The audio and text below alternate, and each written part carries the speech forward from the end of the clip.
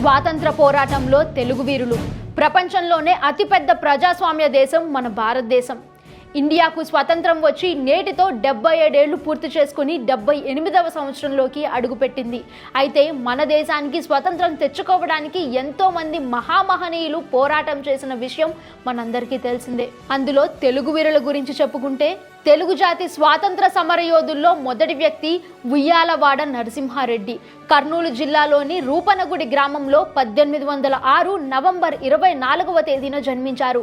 British వారు ప్రవేశపెట్టిన కొత్త నిబంధనలకు వ్యతిరేకంగా నిరసన చేపట్టి 1847వ సంవత్సరంలో బ్రిటిష్ వారిపై తిరుగుబాటు బావుటా ఎగరవేశారు. స్వాతంత్ర పోరాటం అనగానే తెలుగువారి మదిలో మెదిలే పేరు అల్లూరి సీతారామరాజు. జూలై 1897 భీమునిపట్నంలో జన్మించారు. అల్లూరి ఫ్యామిలీ తరువాత ఉమ్మడి గోదావరి జిల్లాలోని భీమవరంలో స్థిరపడ్డారు. బ్రిటిష్ పోలీస్ స్టేషన్ల నుండి ఆయుధాలు దొంగలించి వాటితోనే బ్రిటిష్ వారిపై పోరాటం చేసిన మన్యం వీరుడు అల్లూరి. భారతదేశ జాతీయ జెండా రూపకర్త పింగళి వెంకయ్య. ఈయన 1906 నుండి 1922 వరకు వివిధ జాతీయోద్యమాల్లో పాల్గొన్నారు. వందే మాతరం, హోం రూల్ ఉద్యమంలో తన గొంతుగా వినిపించారు. జూలై 4, 1963 విజయవాడలో పింగళి గారు మరణించారు.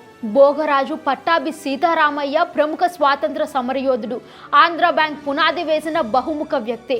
ఆంధ్రప్రదేశ్లోని అప్పటి కృష్ణా జిల్లా గుండుగొలను గ్రామంలో 1880 నవంబర్ 24న జన్మించిన సీతారామయ్య భారత స్వతంత్ర ఉద్యమకారుడు.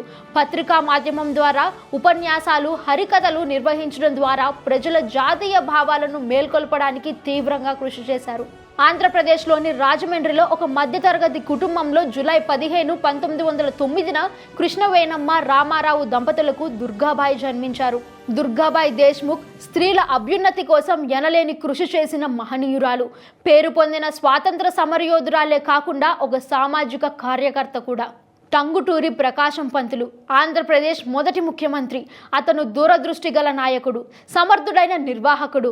ఆయన డైనమిక్ పర్సనాలిటీ తెలుగు ప్రజల గుండెల్లో చిరస్థాయిగా గుర్తింపు తెచ్చుకుంది. మహాత్మా గాంధీ ప్రేరణతో న్యాయవాదిగా తన వృత్తిని త్యజించి పూర్తిగా రాజకీయాల్లోకి ప్రవేశించారు.